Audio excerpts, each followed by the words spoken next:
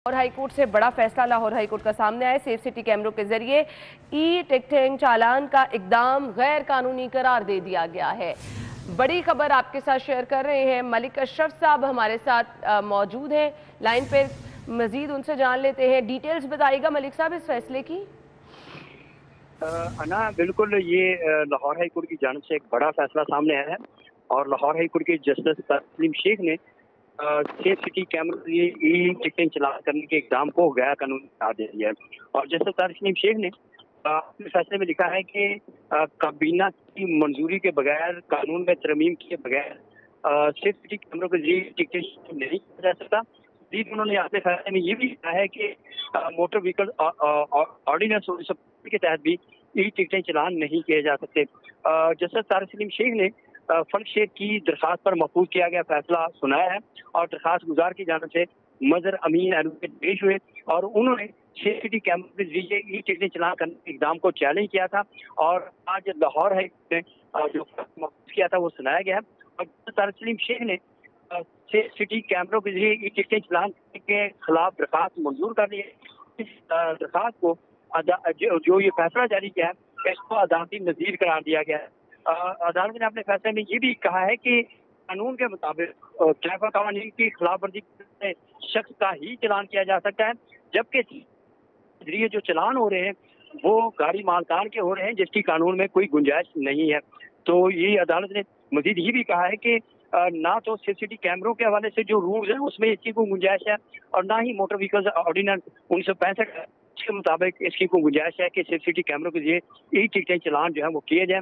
और अदालत ने करार दिया है कि ये जो अभी प्रोसेस चल रहा है ई टिकटिंग चलान का सेफ सिटी कैमरों के जरिए ये बिल्कुल गैर कानूनी है और अदालत ने इस हवाले से डायरेक्शन भी दी है कि इसमें अगर ई टिकटिंग के जरिए चलान करने हैं तो इसके लिए कानून साजी करना होगी। जी ई टिकटिंग के जरिए अगर चालान करना है तो अदालत का ये कहना है कि कानून साजी होगी, तो फिर इसकी अहमियत क्या है? यहाँ तो धड़ाधड़ चालान किए जा रहे थे, लोगों से चालान वसूल किए जा रहे थे, जबकि अदालत ने तो इसको गैर कानूनी करार दे दिया है। हमारे साथ इरफान मलिक भी मौजूद हैं। इरफान, ये जो धड़ाधड़ चालान हो रहे थे, अब इनकी क्या अहमियत रह जाएगी? अब क्या ये सिलसिला रुक जाएगा? और इससे पहले जो चालान हुए उनका जिम्मेदार कौन है? जी बिल्कुल अना, आज जो हाईकोर्ट की जानिब से जो फैसला दिया गया है ये एक बड़ा अहम फैसला है और इस हवाले से आपको बताएं कि 2018 में जब सेफ सिटी अथॉरिटी का क्याम किया गया था तो उस वक्त जो मौजूदा हुकूमत है पाकिस्तान मुस्लिम लीग नून की, तब यही हुकूमत थी और वजीर आजम जो थे मियां शहबाज शरीफ, तब वजीर आला पंजाब थे, उन्होंने इसका इफ्तिताह किया था। और जब इसका इफ्तिताह किया गया था तो इसका बेसिक पर्पज जो था वो शहर को महफूज बनाना था, जिसमें मुख्तलिफ प्रोजेक्ट थे, जिसमें सेफ सिटी के पास स्पेशल रिकग्नाइजेशन सिस्टम था, जिसमें इश्तिहारियों की गिरफ्तारियों के हवाले से और दीगर लॉ एंड ऑर्डर की सूरत को कंट्रोल करना इसका मकसद था। लेकिन सेफ सिटी अथॉरिटी जब इन तमाम चीज़ों में नाकाम होती गई तो उसके बाद उनका तमाम तर फोकस जो था वो ई चलानिंग के ऊपर चला गया और ई चलानिंग की मदद से 50 करोड़ रुपए से ज्यादा, आप बताएं कि इस 5 सालों के दौरान सेफ सिटी अथॉरिटी ने 50 करोड़ रुपए से ज्यादा के चालान किए, जिसमें से 40% इनको लोगों ने जमा भी करवा दिए और बाकी जो है वो अभी तक पेंडिंग है। दूसरी जानिब आपको बताएं कि 2018 में ही ये एक समरी सेफ सिटी अथॉरिटी की जानिब हुकूमत को भिजवा दी गई थी कि कानून के अंदर तरमीम की जाए, क्योंकि मोटर व्हीकल ऑर्डिनेंस जो है उसके अंदर किसी जगह के ऊपर भी ई चलान का जो है वो जिक्र ही मौजूद नहीं है, क्योंकि वो 1965 में बनाया गया था और उस वक्त की टेक्नोलॉजी और अब की टेक्नोलॉजी के अंदर जमीन आसमान का फर्क है, तो इसको कबीना में भिजवाया गया था कि इसकी मंजूरी करे।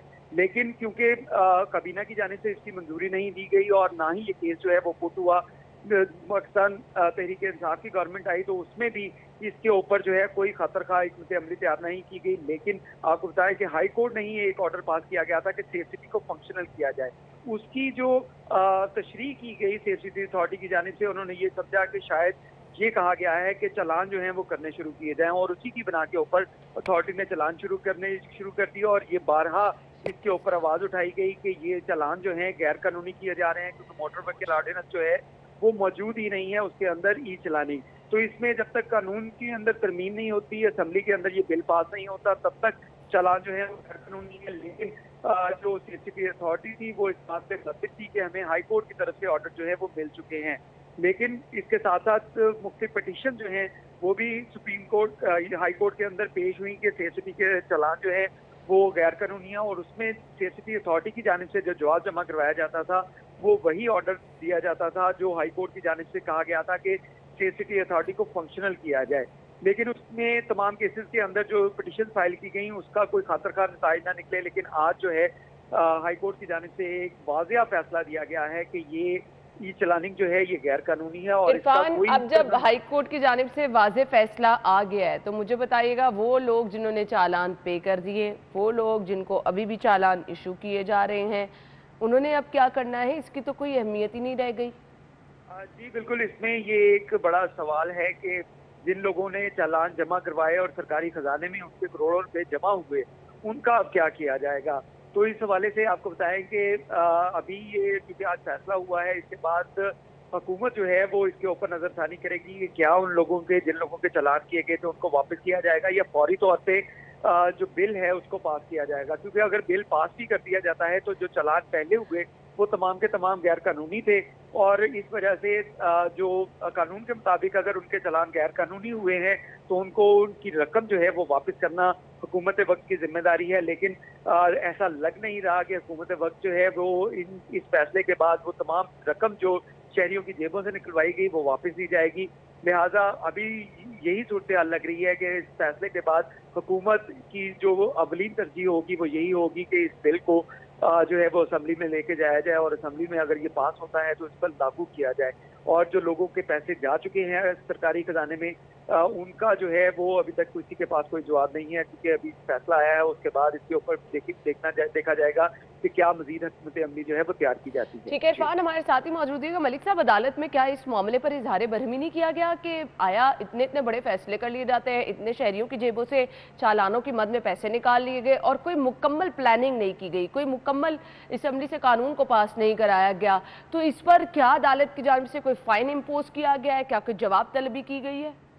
अन्ना देखें, अभी आज तो ये तहरीरी फैसला है जारी हुआ है, आज अदालत को कोई रिमार्क नहीं थे। लेकिन मैं यहाँ पे ये बताते चलूँ कि जो पंजाब हुकूमत है उसके मौक़िफ़ भी अदालत ने सुना था और जो पंजाब हुकूमत के एडिशनल एडवोकेट जनरल थे उन्होंने भरपूर मुखालफत की थी इस दरख्वास्त की। और ये पहले तो उन्होंने कहा कि ये दरख्वास्त काबिल समाअत नहीं है, उन्होंने जला दी, लेकिन उनकी ये बात ना सुनी थी, जिस पर उनका उन्होंने मुख्तलिफ रूल के हवाले दिए, मुख्तलिफ कवानीन के हवाले दिए। लेकिन पंजाब हुकूमत का वकील जो था एडिशनल एडवोकेट जनरल, वो अदालत को मुतमिन नहीं कर सका था। अदालत उनसे बार बार यही इस्तफसार करती रही कि आप ये बताएं कि कानून पास हुआ या नहीं हुआ।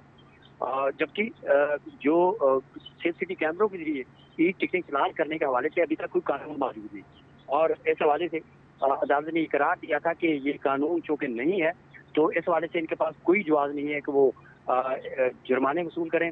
और अदालत ने दोनों फ्री कहने के मौके सुना था और जब इस केस की समाअत जारी थी तो उस वक्त भी अदालत ने ये ऑब्जर्व किया था कि जो इकदाम किए जा रहे हैं गैर कानूनी किए जा रहे हैं। और इसी केस में अदालत ने सेक्रेटरी ट्रांसपोर्ट को भी तलब किया था, सेक्रेटरी ट्रांसपोर्ट पेश हुए थे और सेक्रेटरी कानून भी पेश हुए थे और अदालत ने उनसे भी इसी हवाले से इस्तफसार किया और उनका मौका भी लिया था कि वो चालान क्यों कर रहे हैं। और जो स्टेट सिटी अथॉरिटी के जो एमडी हैं उनको भी तलब किया था और उन्होंने भी अदालत में अपना मौक़िफ़ रखा था। ये फैसला आज फौरी तौर पे नहीं आया, बल्कि इसमें तमाम सर का मौक़िफ़ सुना गया, जिसमें पंजाब हुकूमत का मौक़िफ़ सुना गया, जो सिटी अथॉरिटी के जो। ठीक है मलिक साहब, मुझे इरफान से एक चीज़ पूछनी है माजरत के साथ। इरफान, मुझे ये बता दीजिएगा, इस तमाम दौरानिए में सीट बेल्ट की खिलाफ वर्जी हो, ओवर स्पीड हो या फिर लाइन लेन की खिलाफ वर्जी हो या सिग्नल की वायलेशन हो, मैक्सिमम मिनिमम कितने कितने जुर्माने रखे गए थे इस पर?